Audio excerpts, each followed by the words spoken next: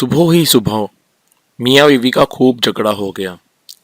बेगम साहिबा गजबनाक होकर बोली, बस बहुत कर लिया बर्दाश्त, अब मैं मजीद एक मिनट भी तुम्हारे साथ नहीं रह सकती। मियाँ जी भी तैश में आते थे। बोले, मैं भी तुम्हारी शक्ल देख देख कर तंग आ चुका हूँ। दफ्तर से वापस आऊं तो मुझे नजर ना आना घर में। उठाओ अपना टीन डब्बा और निकलो यहाँ से। मियाँ जी गुस्से में ही दफ्तर चले गए। बेगम साहिबा ने अपनी माँ को फ़ोन किया और बताया कि वो सब कुछ छोड़ छाड़ कर बच्चों समेत मैके वापस आ रही है। अब मज़ीद नहीं रह सकती इस जहन्नम में। माँ ने कहा, बंदे की पुत्र बन के आराम से वहीं बैठ। तेरी बड़ी बहन भी अपने मियाँ से लड़कर आई थी और इसी जिद में तलाक लेकर बैठी हुई है। अब तूने वही ड्रामा शुरू कर दिया है। खबरदार जो इधर कदम भी रखा तो सुलह कर ले मियाँ से, अब वो इतना भी बुरा नहीं है।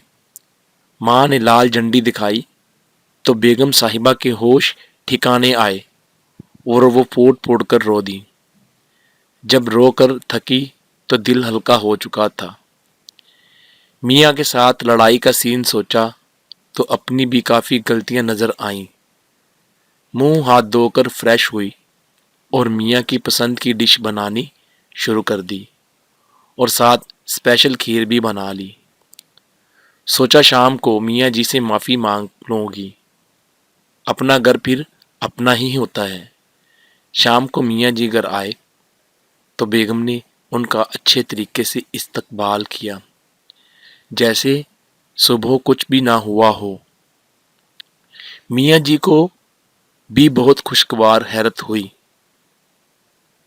खाना खाने के बाद मियाँ जी जब खीर खा रहे थे तो बोले, बेगम, कभी कभार मैं भी ज्यादती कर जाता हूँ, तुम दिल पर मत लिया करो। बंदा बशर हूँ, गुस्सा आ ही जाता है।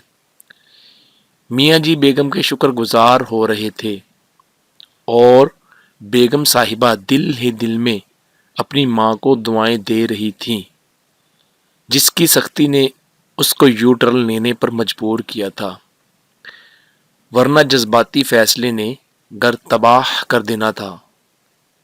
इस कहानी में जो सबक है, अगर वालिदैन अपनी शादीशुदा औलाद की हर जायज़ नाजायज़ बात को सपोर्ट करना बंद कर दें तो रिश्ते बच जाते हैं। दोस्तों, उम्मीद करते हैं ये आपको बहुत अच्छी लगी होगी कहानी और खूब फैलाइए इस पैगाम को ताकि बहुत से घर उजड़ने से बच जाएं। बर्दाश्त का मादा पैदा हो हम सब में।